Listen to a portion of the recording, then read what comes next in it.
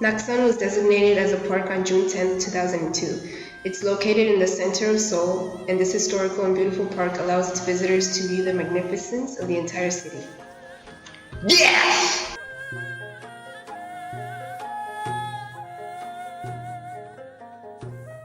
Naksan Park area. It was very famous among the elite during the Joseon dynasty for its beauty. So a lot of Yangban, King Kojong's family, they came up here to see the sunsets and just relax. You know how a lot of the Yangban just relax most of the time.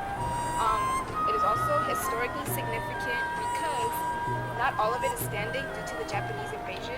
So we can't notice it in its former glory, but it's still a very nice place to visit. Come visit.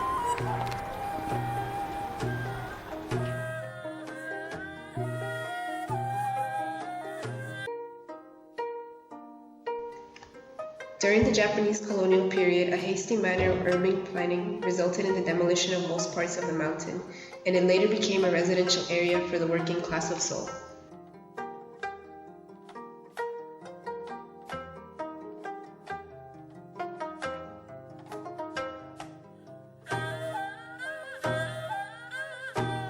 Naksan's historical background isn't the only thing drawing people in nowadays. In 2006, the Public Art Committee carried out the Naksan project to improve the local environment of Iwa village. Approximately 60 artists painted walls and installed artworks for the project. Visitors to the village can enjoy looking for and viewing the beautiful murals and sculptures.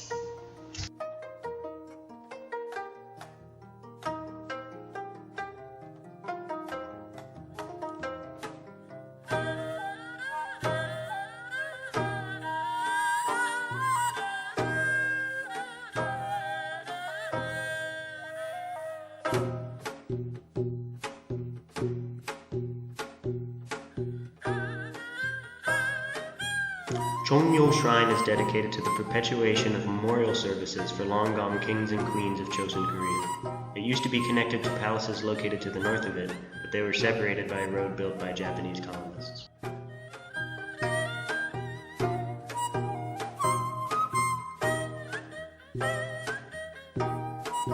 Today, the shrine itself is part of a complex which must be entered Sunday through Friday on a strict guided tour. Guards were following us the entire time, and it makes sense as this is one of the oldest standing buildings of original Korean architecture. There is a construction plan in place today to reconnect the ancient shrine to Cheongdokgung and Cheonggyeonggung in the north.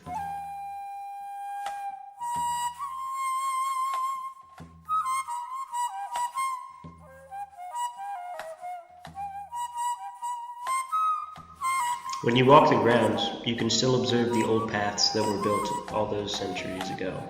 If you note, the one in the middle is a little bit higher than the ones on the side, and this is the path that the king would be carried on while the rest of his subjects would be walking on the lower paths.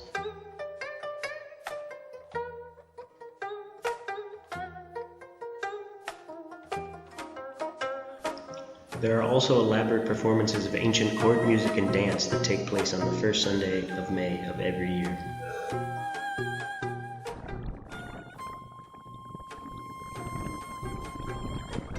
Oh, hello. Here we are in Cheongmyo, built in 1394 by the first king of the Chosun period, Taejo. It is a traditional Confucian shrine for all the kings of the Chosun dynasty, leading all the way down to Sunjeong, Kojong's son.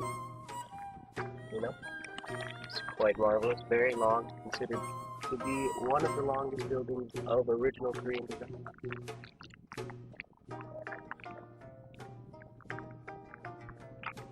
It was destroyed by Japanese invasion.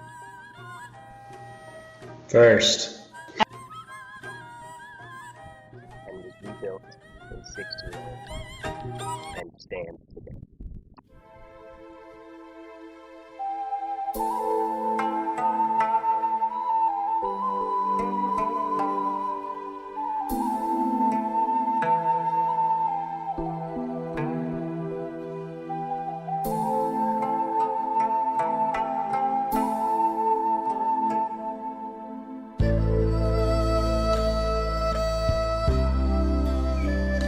March First movement is considered the first time Koreans truly unified in order to resist Japanese control.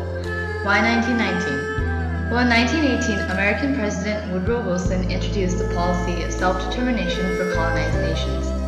Self-determination refers to every nation's right to determine its own political, economic, social, and ideological systems without interference from other countries. Koreans were inspired by this policy and believed that there was an international audience ready to accept Korea's Declaration of Independence. Also in 1919, Emperor Gojong, who had ruled Korea since 1863, passed away. The Korean people had just been exposed to the Independence Club's efforts to build nationalistic consciousness and sentiment, which involved identifying loyalty to the king as loyalty to Korea. Gojong was a strong symbol of Korean identity, and so when he passed away, it roused national sentiment in Korean citizens.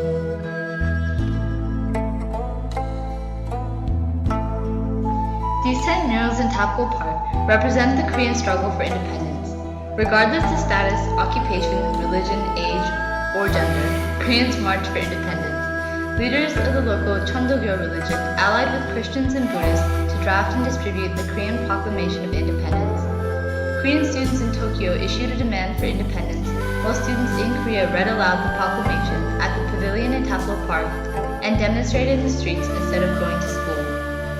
Also, one of the most famous resistance fighters is a woman named Yu Hwan-sun, who participated in both the March 1st and 5th demonstrations and began to organize another one for her hometown. She was arrested and taken to Sadaemun prison, where she was tortured brutally to death by the Japanese.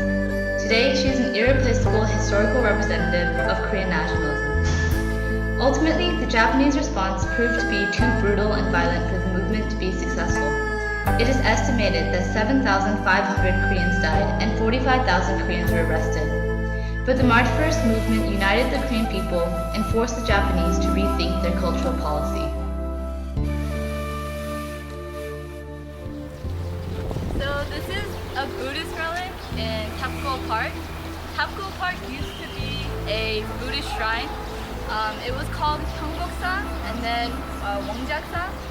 Then during the Joseon dynasty, Buddhism was repressed, and so this temple was actually destroyed in 1504, and it was reconstructed as a national park from 1897. And so this is what is left of the Buddhist shrine, and it's a 10-story pagoda. So actually, when Tapgol Park was opened, it was called Pagoda Park.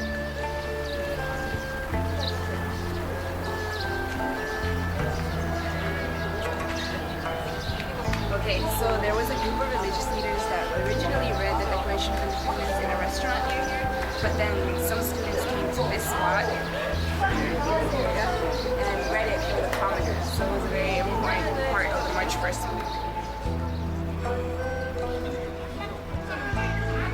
Our overarching theme for the three places we visited, Naksan Park, Cheongmyo Shrine, and Tapgol Park, is urban respatialization due to Japanese invasion and colonization. Urban respatialization in Korea is a very interesting topic because historically, Korea is a small country among great imperialist powers. Thus, Korea has to use every bit of physical space available as a method of holding on to its culture.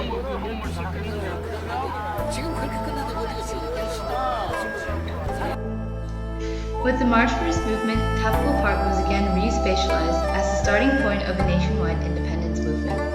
Even today, it is a popular place for demonstrations.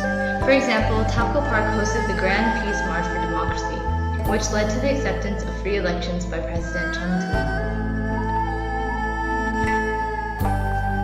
Originally, Naksan was a place of leisure for the noble class before the Japanese colonial period.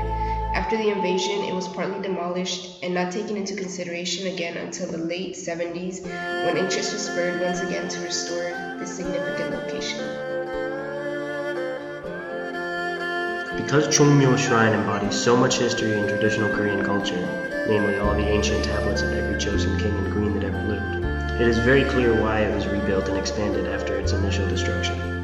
This and other buildings and their additions stand today as symbols of a proud race, undaunted by past attempts to destroy its identity and its homeland. These three locations are expressions of Korean respatialization and tenacity in the face of adversity and multiple Japanese invasions.